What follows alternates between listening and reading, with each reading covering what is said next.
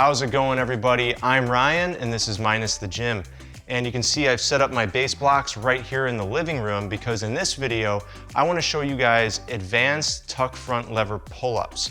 And we're going to put that progression under a microscope and really take a look at it because it was a very important progression for me when I was learning the front lever.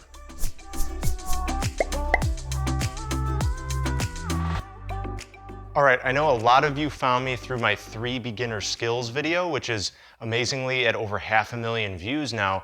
And in that video, I showed 3 different beginner progressions. They were the frog stand, the L-sit, and the tuck front lever.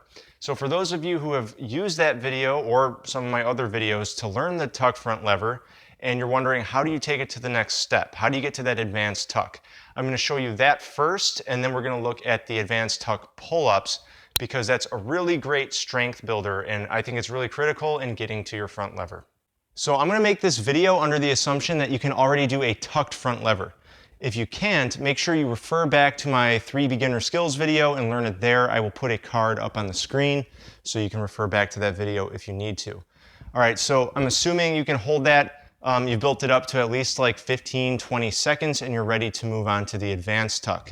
So what I did to get the advanced tuck is, what I'll do is I'll come up into a tuck like this.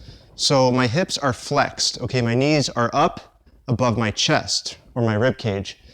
And what I did is I just moved like this, slightly extending at the hips the best that I could, trying to get into advanced tuck.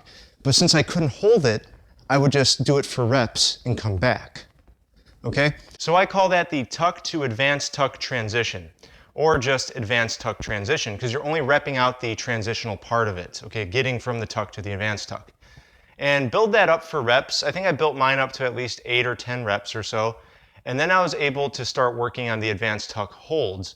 But I want to mention in tandem with the advanced tuck transitions, if you're not already, you should also start working on your tuck front lever pull-ups. And the way to do that, it's actually not a pull-up, by the way, it's a row. It's a horizontal pulling motion, but they call it a pull-up. You want to get into a tuck front lever like this.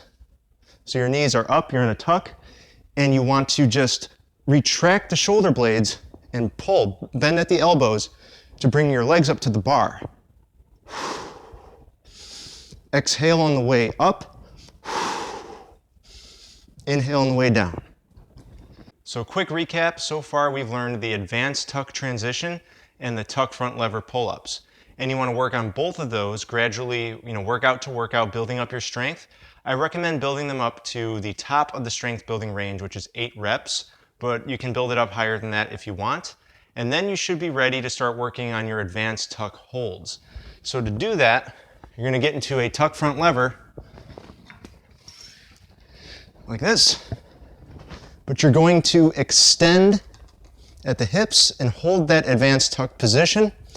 Thighs should be about perpendicular to the floor. Remember to breathe.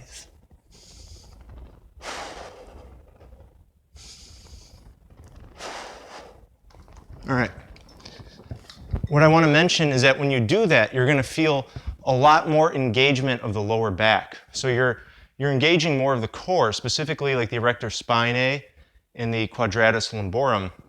You're also going to feel a lot more load on your lats and rhomboids of your upper back, all right, and the sides of your back. Now, it is a bit more challenging on these handstand canes because they have instability built in. They're kind of wobbly. They're kind of like rings in a way. But on a bar, I've built up my advanced tuck to 20 seconds. And then once I got to 20 seconds, and probably even in the process of doing that, I started working on my advanced tuck front lever pull-ups. And that is the same way we did the tucked front lever pull-ups. You just want to get into the position, retract the shoulder blades, bend at the elbows, and do a row. Okay, so it's the same thing really as what I showed you with the tuck front lever, except you're going to do it in an advanced tuck.